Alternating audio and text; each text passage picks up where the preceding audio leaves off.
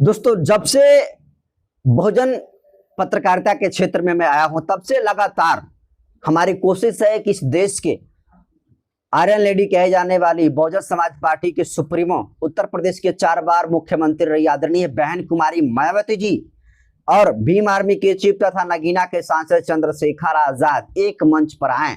और इसके लिए मैं हमेशा दोनों नेताओं को लेकर इस बात को कहता हूं कि ये नेता जिस दिन आ जाएंगे उस दिन पूरे उत्तर प्रदेश ही नहीं बल्कि पूरे उत्तर भारत में एक नई क्रांति की आगाज जो है हो जाएगी। लेकिन ये तो एक नहीं हो रहे हैं। लेकिन कमाल की बात है कि जिस तरीके से आए दिन बहुजन समाज पार्टी के समर्थक आजाद समाज पार्टी के ऊपर आरोप प्रत्यारोप करते हैं, आजाद समाज पार्टी के समर्थक बहुजन समाज पार्टी के ऊपर जिस तरीके से आरोप प्रत्यारोप करने का काम करते हैं, इससे तो यही स्पष्ट है कि लगता है कि कुछ हो या चाहे ना हो, लेकिन तीसरा विश्व युद्ध भीम आर्मी के समर्थक और बहुजन समाज पार्टी के समर्थकों में हो जाएगा। लेकिन होना चाहिए एक साथ, लेकिन लड़ाई हो रही है इन दोनों लोगों के बीच में। लड़ना चाहिए किसके साथ लड़ाई है, और ये लोग अपने आप में लड़कर पूरी एनर्जी को वेस्ट कर रहे हैं। और पिछले वीडियो में दोस्तों आपको बताने का काम किया था कि जो बहुजन समाज पार्टी के द्वारा 9 अक्टूबर को उत्तर प्रदेश में बड़ी रैली को आयोजित हुआ है, जिसमें खुद बहन कुमारी मायावती जी चीफ गेस्ट के तौर पर रहेंगी।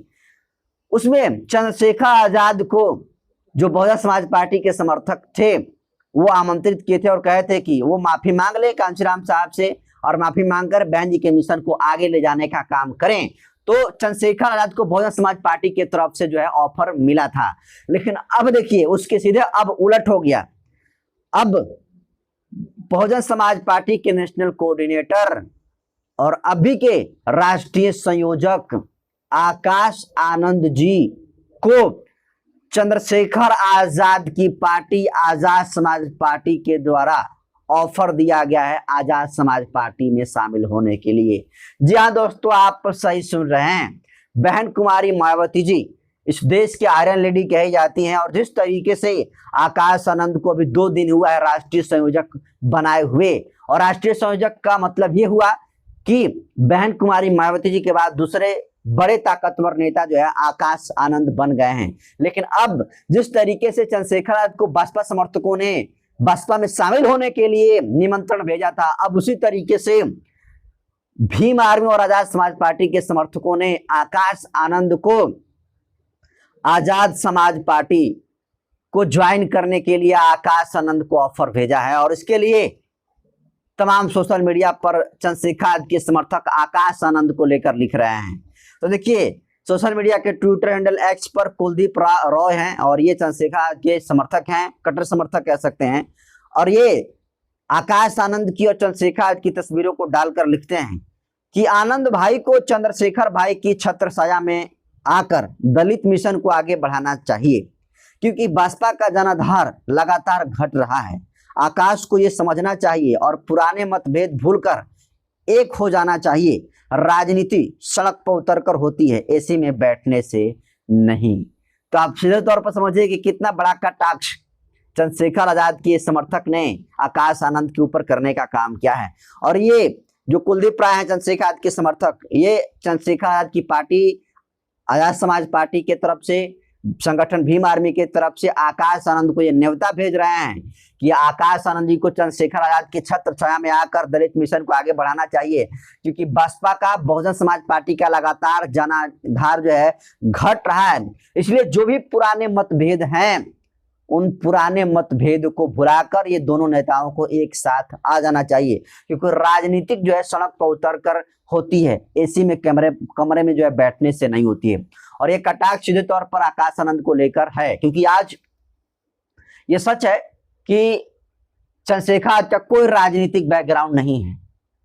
उस आदमी कैसे बाबू जगदेव कहा करते थे कि पहली पीढ़ी मारी जाएगी, दूसरी पीढ़ी जो है जेल में डाली जाएगी और तीसरी पीढ़ी जो है राज करेगी। और इन तीनों सिस्टम का, इन तीनों ही घटनाओं का कॉम्बो है चंद्रशेखर आजाद।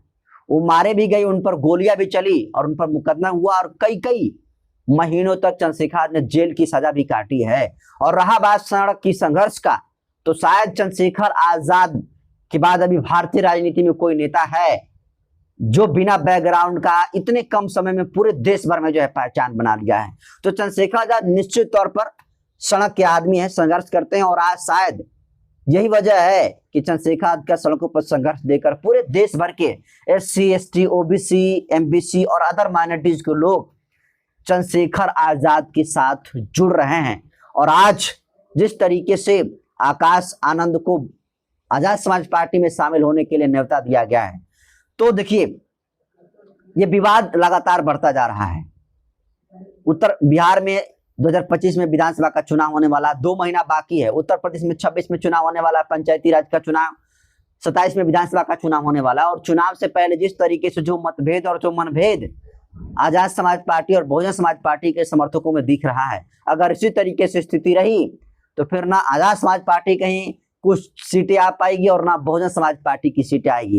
ये जो कह रहे हैं चंद्रशेखर के समर्थक कि आकाश आनंद को आ जाना चाहिए आजाद समाज पार्टी में, बहुजन समाज पार्टी के जो समर्थक कह रहे हैं कि चंद्रशेखर आजाद को बहुजन समाज पार्टी को ज्वाइन कर लेना चाहिए 9 अक्टूबर को, तो देखिए मेरा सीधे तौर पर इन दोनों लोगों को यही सुझाव रहेगा कि ना तो आप उनकी पार्टी को ज्वाइन करिए और ना आप उनकी, सीधे तौर पर यह कि आप दोनों लोग गठबंधन कर लीजिए, क्योंकि आज आप लोग की दोनों लोगों की गठबंधन की बहुत इस भारतीय राजनीति में जरूरत है।